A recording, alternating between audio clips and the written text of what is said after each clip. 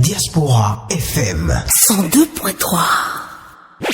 Diaspora Info, la minute de la diaspora.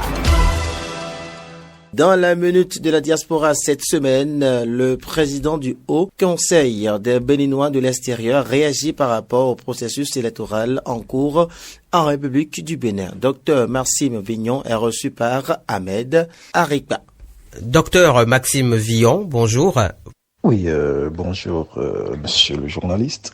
Vous êtes un Béninois vivant aux États-Unis. Vous êtes le président monde du Haut Conseil des Béninois de l'extérieur. Monsieur le Président, quel regard portez-vous sur les derniers développements relatifs aux législatives de janvier 2023 au Bénin? 8 à avoir déposé leur dossier de candidature. Ils seront finalement 7 partis politiques à participer au scrutin du 8 janvier 2023. Au rôle de ces partis politiques, le parti de l'ancien président de la République, Thomas Boni-Yayi, les démocrates, figure de proue de l'opposition radicale au pouvoir en place. Parti politique qui aura obtenu finalement son récépissé définitif le week-end écoulé après moult tribulations. Je pense que c'est une question d'intérêt général. Qu'il s'agisse des politiciens ou des citoyens lambda, les questions d'élection concernent tout le monde.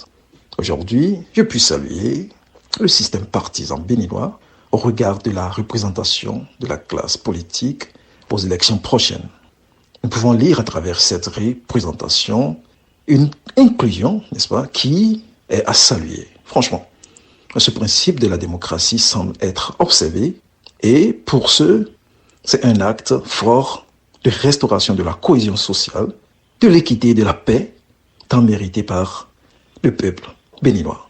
En tant que Béninois vivant à l'extérieur, se sent-on concerné ou pas et à la limite exclu peut-être de ce processus électoral qui n'offre aucune possibilité à la diaspora d'exprimer son suffrage et ou de se faire représenter au Parlement? Monsieur le Président. Eh bien, ma qualité de président du Haut Conseil des Béninois de l'extérieur, je profite de la présente occasion qui m'est offerte pour rappeler aux législateurs que nous, Béninois de l'extérieur, sont bel et bien des Béninois à part entière et non des Béninois entièrement à part. Je m'en vais de ce part promettre que le Haut Conseil des Béninois de l'extérieur ferait tout ce qui est en son pouvoir pour qu'une fois pour toutes, dans les années à venir, aucun Béninois de l'extérieur ne soit exclu d'un quelconque devoir de pleine participation à la gestion de la cité. Je vais nommer notre patrie commune, le Bénin.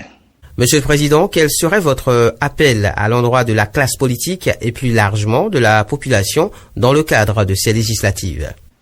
Eh bien, monsieur le journaliste, vous n'êtes pas sans savoir qu'en matière d'élection, tout est important et tout est délicat au détail près. Cela étant, nul ne sera de trop pour la réussite de ces moments de convivialité entre frères et sœurs d'un même pays. L'avenir de toute une nation, de façon générale, celui de nos enfants en particulier, y dépend. Quel que soit le développement des actualités autour de la question, une chose devrait demeurer: l'inquiétude de notre paisible population. D'une manière ou d'une autre, tous unis autour de la chose commune, ce n'est que notre nation qui en sortirait grandie.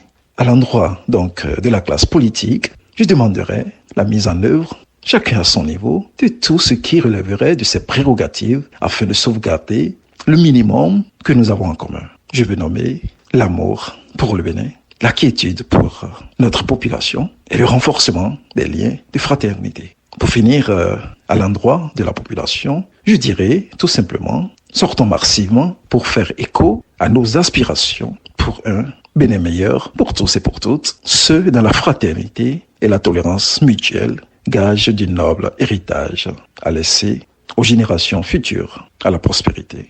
Monsieur le Président, merci. Diaspora Info, la minute de la diaspora. Diaspora FM 102.3.